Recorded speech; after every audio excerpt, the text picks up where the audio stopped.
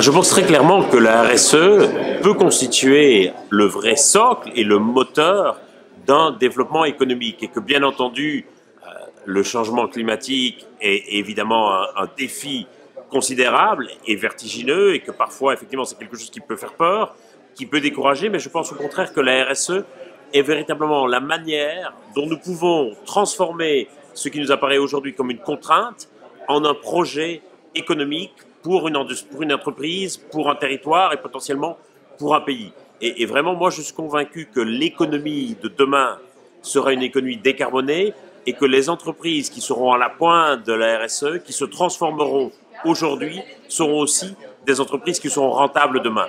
À mon avis, une entreprise qui ne devient pas durable aujourd'hui ne sera pas non plus rentable demain. On voit aujourd'hui des entreprises qui font ce qu'on appelle du greenwashing, qui est l'inverse du greenwashing. Le greenwashing, ça consiste à enjoliver ce qu'on fait. Le greenwashing, c'est l'inverse. Ça consiste à faire des choses, à s'engager, mais à ne pas communiquer dessus, à ne rien dire, parce que parfois on craint un retour de bâton, on craint d'être critiqué pour n'être pas encore suffisamment pur ou suffisamment parfait. Et je crois que c'est assez délétère, parce que aujourd'hui, on a besoin de valoriser ceux qui avancent, les entreprises qui font des choix courageux, qui ouvrent la voie. Et très clairement, si on veut que la majorité s'engage dans cette voie, il faut d'abord que le chemin ait été défriché par une minorité, par des leaders. Et c'est pour ça que c'est vraiment important de pouvoir communiquer sur les avancées positives de manière à ce qu'elles puissent en inspirer d'autres derrière.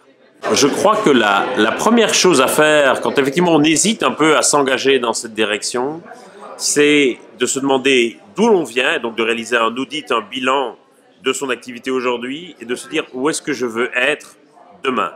Et surtout, de ne pas s'arrêter là et de dessiner une trajectoire, de se dire comment est-ce que je peux y aller, comment est-ce que je vais baliser mon action, mon progrès, potentiellement en commençant par de petites actions, mais chaque action va véritablement compter et va avoir une énorme importance et c'est chaque action qui va aussi en entraîner une autre. Et donc vraiment cette question de la trajectoire est cruciale. Il ne faut pas seulement se fixer des objectifs, il faut aussi se fixer une trajectoire pour les atteindre.